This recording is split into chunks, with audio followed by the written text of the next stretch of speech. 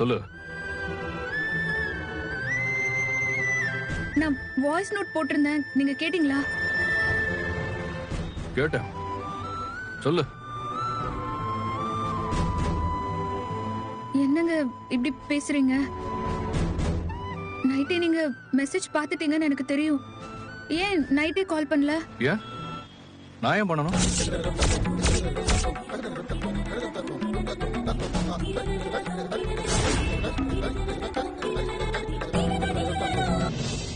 இந்த விஷயம் தெரிஞ்சதும் என் பொண்ண நானே சந்தேகப்படும்படி ஆயிப்போச்சு. என்ன இப்படிலாம் பேசுறீங்க?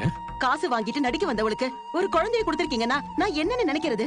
புருஷன் பொண்டாட்டியும் மனசார வாழ ஆரம்பிச்சதுக்கு அப்புறம் தான் காவேரி வயிற்றுல குழந்தைய வந்தது.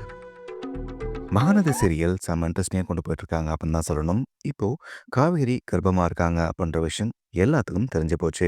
இப்போ சாரதாக்கு ஒரு பக்கம் இது அதிர்ச்சியா இருந்தாலும் இனிமேல் லேட் பண்ணக்கூடாது, இவங்களை ஒன்றா சேர்த்து வைக்கணும் அப்படின்னு சொல்லிட்டு தான் இப்போ விஜயை பார்க்கணும் அப்படின்னு சொல்லியிருந்தாங்க. இந்த விஷயத்த காவேரி ரொம்ப சந்தோஷமா விஜய்டையும் ஒரு வாய்ஸ் மெசேஜில் போட்டிருந்தாங்க.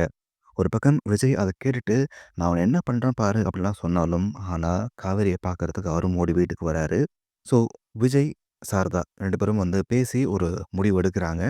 இந்த பக்கம் பார்த்தீங்க அப்படின்னா, நம்ம குமரனும், நிவினும் இங்க விஜய் வீட்டுக்கு போக, அங்க அவங்களுக்கு மிஞ்சினது அவமானம் மட்டும்தான். இங்க இப்போ விஜய் பார்த்தீங்க அப்படின்னா, நான் காவேரிய அழைச்சிட்டு போறேன் அப்படின்னு சொல்லும்பொழுது, சாரதா வந்து அவங்க பாட்டியும், சித்தியும் வந்து பேசினதையும், டிவோர்ஸ் கேட்டாங்க அப்படின்ற விஷயத்த சொல்லும்பொழுது, அது விஜய்க்கு செம்ம ஷாக்கிங்கா இருக்கு. ஸோ அந்த பிரச்சனைய முடிச்சுட்டு வாங்க, அதுக்கப்புறமா நம்ம பார்த்துக்கலாம் அப்படின்ற மாரி சொன்னதால, இப்போ விஜய் போயிட்டு வீட்ல செம்மையா சண்டை போடுறாரு.